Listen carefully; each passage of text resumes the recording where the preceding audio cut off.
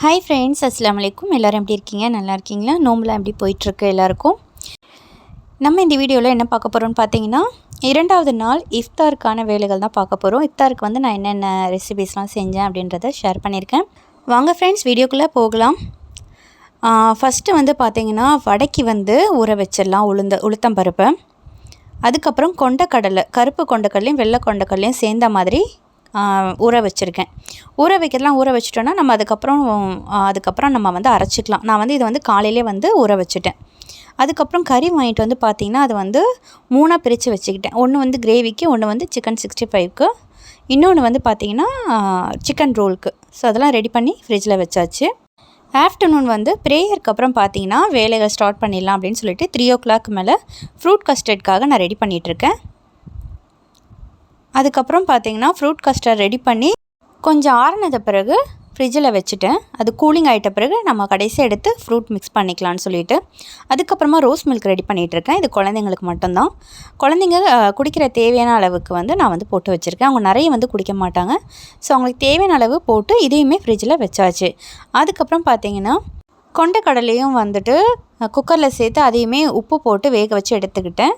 அதுக்கப்புறம் சிக்கன் ரோலுக்காக மைதா மாவும் 3ல் 1 பங்கு வந்து கோதுமை மாவும் சேர்த்து உப்பு போட்டு பிசைஞ்சு வச்சுருக்கேன்.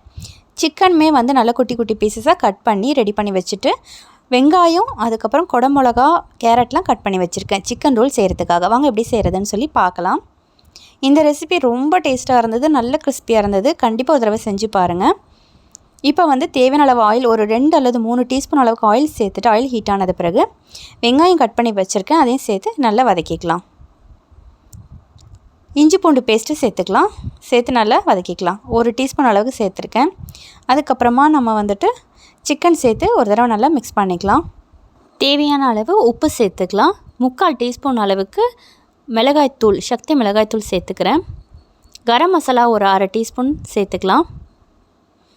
அதுக்கப்புறமா கொஞ்சமாக மிளகுத்தூளும் சேர்த்துக்கணும். இந்த 3 தூள் மட்டும் நம்ம சேர்த்துக்கிட்டா போதும். ரொம்ப ரொம்ப டேஸ்ட்டாக இருக்கும். இதே மாதிரி மெத்தடில் ட்ரை பண்ணிங்கன்னா கண்டிப்பாக ரொம்ப நல்லா வரும்.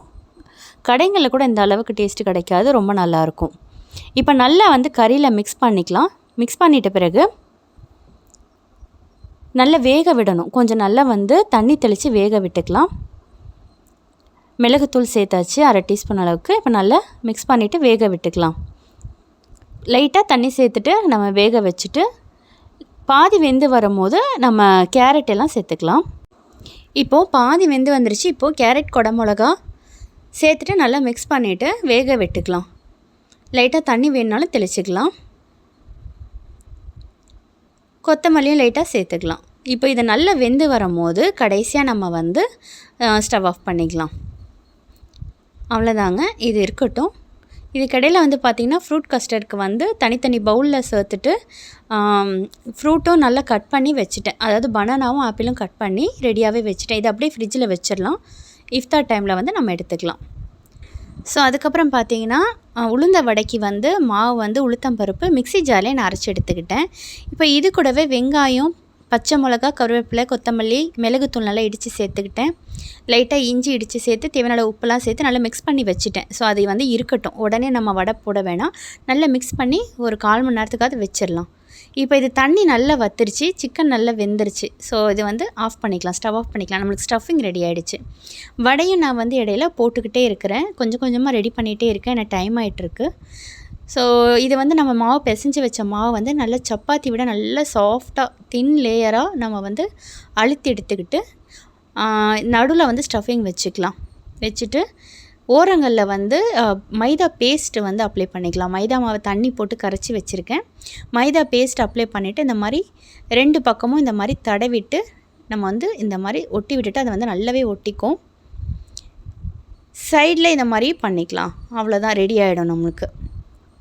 ஸோ முன்கூட்டியே நான் வந்து ரெடி பண்ணி வைக்கல. அப்பப்போ ஒரு 3 ரெடி பண்ணி நான் ஃப்ரை பண்ணி எடுத்துக்கிட்டேன்.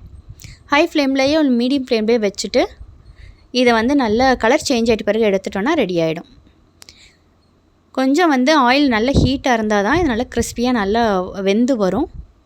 ஸோ உள்ளே இருக்க ஸ்டஃபிங் நம்மளுக்கு ரெடியாக தான் இருக்குது. மாவு வந்து நம்மளுக்கு நல்ல கிறிஸ்பியாக வரணும் அப்படின்னா ஆயில் நல்லா ஹீட்டாக இருக்கணும். கலர் சேஞ்ச் ஆகிட்ட பிறகு எடுத்துக்கிட்டோம் அப்படின்னா சிக்கன் ரோல் வந்து ரொம்ப டேஸ்ட்டாக ரெடி ஆகிடும். பாருங்கள், பார்க்கும்போதே உங்களுக்கு தெரிஞ்சிருக்கும்.